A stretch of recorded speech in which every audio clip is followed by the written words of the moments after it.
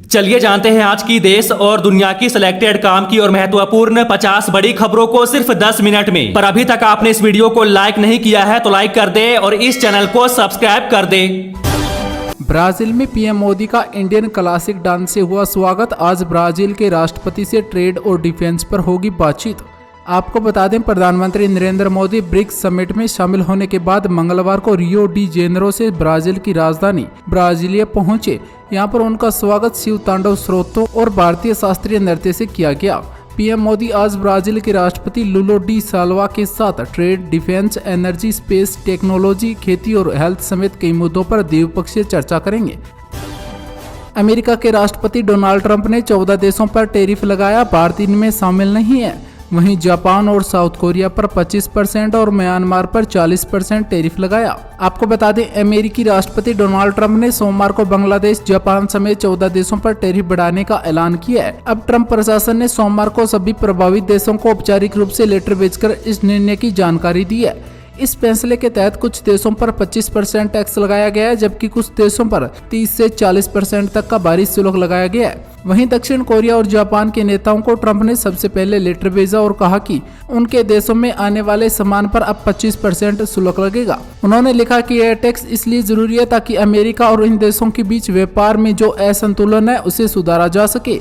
यह टैरिफ 1 अगस्त से लागू होगा। इसके साथ ही ट्रंप ने 1 अगस्त से ग्लोबल टैरिफ लगाने की घोषणा की है। पहले ट्रंप 9 जुलाई को इसका ऐलान करने वाले थे। ट्रेड यूनियंस का दावा, 25 करोड़ कर्मचारी कल हड़ताल पर रहेंगे। बैंक, डाकघर में काम बंद रहेगा, साथ ही परिवहन सेवाएं ठप हो सकती है। आपको बता दें, बैंक, बीमा, डाक, कोयला खनन, हाईवे निर्माण और कई राज्यों में सरकारी परिवहन जैसी अहम सुविधा कल यानी 9 जुलाई को प्रभावित हो सकती है। ऐसा इसलिए क्योंकि 10 केंद्रीय ट्रेड यूनियनों ने और उनके सहयोगी संगठनों का दावा है कि कल 25 करोड़ से ज्यादा कर्मचारी देशव्यापी हड़ताल पर रहेंगे। ये हड़ताल संस्थाओं के निजीकरण और 4 नए लेबर कोड्स के विरोध में है। इनका मकसद केंद्र सरकार की उन नीतियों का विरोध करना है जिन्होंने यूनियन मजदूर विरोधी, किसान विरोधी और कॉरपोरेट समर्थक मानती है। देश में अब तक 254 मिलीमीटर बारिश हुई, जो कि पिछली बार से 15% ज्यादा है। वहीं मध्य प्रदेश में पुल टूटने से कार बही।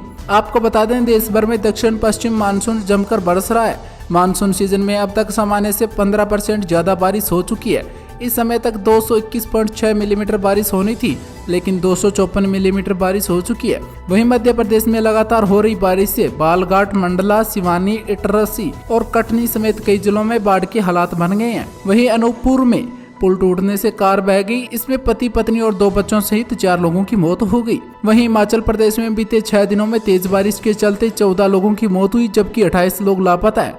हालांकि अब मौसम सामान्य हो गया है। वहीं उत्तराखंड के पीपलकोटी में बद्रीनाथ हाईवे पर लैंडस्लाइड से रास्ता बंद हो गया है और देहरादून में भी घरों में पानी घुस गया है। क्या आपके राज्य में भी बारिश हुई? कमेंट में जरूर बताना। मराठी भाषा विवाद को लेकर ठाणे में राज ठाकरे की पार्टी का प्रदर्शन। मंत्री सरनाईक के पहुंचने पर कार्यकर्ताओं ने किया विरोध। आपको बता दें, महाराष्ट्र में मराठी को लेकर विवाद के बीच ठाणे के ब्यादर में महाराष्ट्र नवनिर्माण सेना ने प्रदर्शन किया है। इस बीच महाराष्ट्र सरकार में मंत्री और स्थानीय विधायक प्रताप बापू रोय सरनाईक वहां पहुंचे। इससे अमानस कार्यकर्ता भड़के और उन्होंने विरोध किया। इससे पहले मंगलवार सुबह पुलिस ने महाराष्ट्र नवनिर्माण सेना के ठाणे और पालघर प्रमुख अविनाश जागो समेत कई कार्यकर्ताओं को हिरासत में ले लिया है।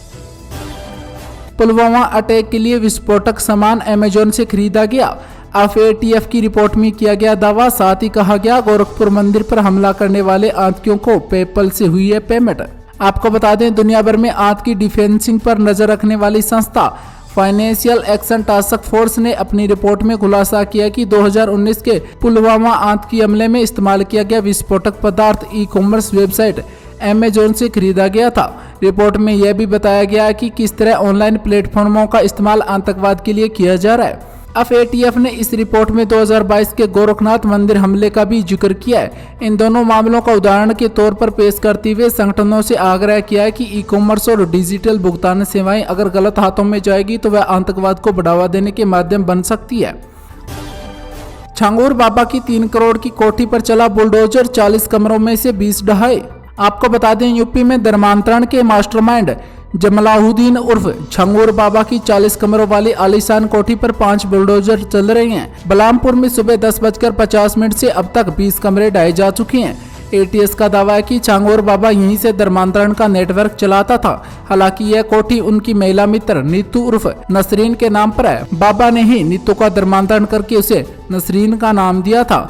यह कोठी उतरौला और मनकापुर मुख्य मार्ग पर है। यह कोठी 3 बीघा जमीन पर करीब 3 करोड़ रुपए से बनाई गई है। इसमें 10 सीसीटीवी कैमरे लगे हैं और कोठी के चारों तरफ बाउंड्री वॉल पर तार दौड़ाए गए थे। इस पर रात को करंट दौड़ाया जाता था ताकि कोई इसके अंदर नहीं आ सके। अब इंटरनेट के बिना भी मैसेज भेज सकेंगे। जैक डोर्सी ने नया मैसेजिंग ऐप बिटचैट लॉन्च किया। आपको बता दें, ट्विटर के को फाउंडर जैक डोर्सी ने एक नया मैसेजिंग ऐप बिटचैट लॉन्च किया है। यह ऐप इंटरनेट कनेक्शन के बिना भी काम करता है, यानी यूजर इस ऐप के जरिए एक दूसरे को इंटरनेट के बिना भी मैसेज कर सकेंगे। यह privacy focused messaging app peer to peer technique पर बेस्ड है और इसके लिए किसी भी सैटेलाइट सर्वर या फोन नेटवर्क की जरूरत नहीं होती। फिलहाल ये ऐप सिर्फ आईफोन यूजर्स के लिए टेस्टिंग फ्लाइट प्लेटफॉर्म पर अवेलेबल है। अब पंजाब के सभी लोगों को 10 लाख रुपए तक का मुफ्त इलाज मिलेगा। मुख्यमंत्री सेहत बीमा योजना लॉन्च हुई। आपको बता दें, पंजाब के मुख्यमंत्री भगवंत मान और आम आदमी पार्टी के सुप्रीमो अरविंद केजरीवाल ने मंगलवार को चंडीगढ़ में मुख्यमंत्री सेहत बीमा योजना लॉन्च की है। इस योजना के तहत पंजाब के हर व्यक्ति के सेहत कार्ड बनाए जाएंगे। सेहत कार्ड से उन्हें 10 लाख रुपए तक का मुफ्त इलाज मिलेगा। ये कार्ड 2 अक्टूबर से बनने शुरू हो जाएंगे। वहीं मुख्यमंत्री भगवंत मान ने कहा कि इस योजना में बड़े बड़े अस्पताल शामिल है। लोगों को चिंता करने की जरूरत नहीं है। लोग पहले नीले पीले कार्डों के चक्कर में फंसे रहते थे। अब सेहत कार्ड के जरिए हमने तय किया है कि जो पंजाब का निवासी है उसे हर हाल में इलाज मिलेगा। कावड़ रूट पर शराब की दुकानें ढकी जाएंगी, साथ ही एक लेन पर सिर्फ कावड़िए ही चलेंगे। आपको बता दें, 11 जुलाई से कावड़ यात्रा शुरू होने वाली है, जिसमें 4 करोड़ कावड़ियों की सुरक्षा और सुविधा को लेकर मेरठ में आज 4 राज्य यूपी, हरियाणा, दिल्ली, उत्तराखंड के अफसरों की बड़ी बैठक हुई है। ये यूपी, हरियाणा, दिल्ली से हरिद्वार पहुंचते हैं और हरिद्वार और गौमुख से जल उठाती हैं। यूपी डीजीपी राजीव कृष्णा ने बताया कि 11 जुलाई से पूरे कावड़ रूट की शराबों की दुकानों को ढका जाएगा। दुकानें खुलेगी लेकिन पर्दे से ढकी रहेगी। पूरे कावड़ रूट की ड्रोन से निगरानी होगी। साथ ही ट्रैफिक पुलिस ने नया प्लान पेश किया है, जिसके तहत 10 जुलाई की रात से यह यहाँ पर लागू किया जाएगा, जिसके तहत भारी वाहनों का प्रवेश शहर में नहीं होगा। शहर में एक लेन में कावड़ी और दूसरे लेन में छोटे वाहन चलेंगे। देश में गरीबी की दर 16.2% से घटकर 2.3% हुई। 2011 से 17.1 करोड़ लोग गरीबी से बाहर आए। आपको बता दें, भारत दुनिया का चौथा सबसे समान समाज वाला देश बन गया है। इसका मतलब यह है कि देश में जो भी डेवलपमेंट हो रहा है उसका फायदा मैक्सिमम लोगों को तक पहुंच रहा है। वर्ल्ड बैंक लेटेस्ट रिपोर्ट यानी गिनी इंडेक्स में यह जानकारी सामने आई है। इस लिस्ट में भारत 167 देशों से ऊपर और स्लोवाक गणराज्य, स्लोविया और बेलारूस से नीचे है।